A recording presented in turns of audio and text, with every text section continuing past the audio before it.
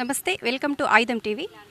మహాశివరాత్రి పండుగ పురస్కరించుకొని Indus foundation ఆధ్వర్యంలో ఎనుముల రాకేష్ రెడ్డి గారు నిర్వహిస్తున్నటువంటి ప్రోగ్రామ్స్ని మనం ఇప్పుడు చూద్దాం, అడిగి తెలుసుకుందాం. నమస్తే సార్, చెప్పండి సార్, ఇండస్ ఫౌండేషన్ ఆధ్వర్యంలో మీరు నిర్వహిస్తున్నటువంటి మహాశివరాత్రి పండుగను పురస్కరించుకొని ఏర్పాట్లను ఎలా చేయబోతున్నారు?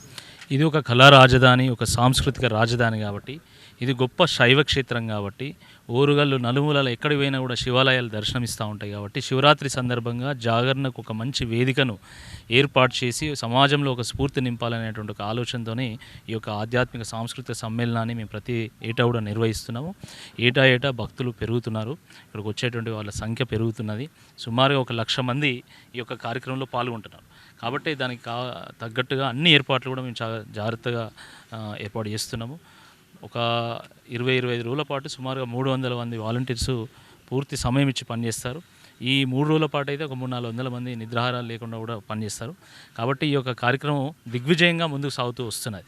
ఇది ఒక పార్టీకో ఒక వ్యక్తికో సంబంధించినటువంటి కార్యక్రమం కాదు, ఇది మన ఓరుగల్లు కార్యక్రమం, ఇది మన అందరి కార్యక్రమం. కాబట్టి ఓరుగల్లు ప్రజలందరూ కూడా దీన్ని ఓన్ చేసుకొని ముందుకు తీసుకెళ్తున్నారు. ఈ సంవత్సరం కూడా పెద్ద ఎత్తున ప్రజలు రాబోతున్నారు. ఇప్పటికే మాకు చాలా కాల్స్ వస్తున్నాయి, మా టీం అందరికి కూడా కాల్స్ వస్తున్నాయి. వాళ్ళకి కావాల్సిన ఏర్పాట్లు కూడా మేము చేస్తున్నాం. Thank you sir. చూసాం కదా, ఇక్కడ ఇండస్ ఆధ్వర్యంలో నిర్వహిస్తున్నటువంటి ప్రోగ్రామ్స్ని రాకేష్ రెడ్డి గారి ద్వారా మాటలు విన్నాము.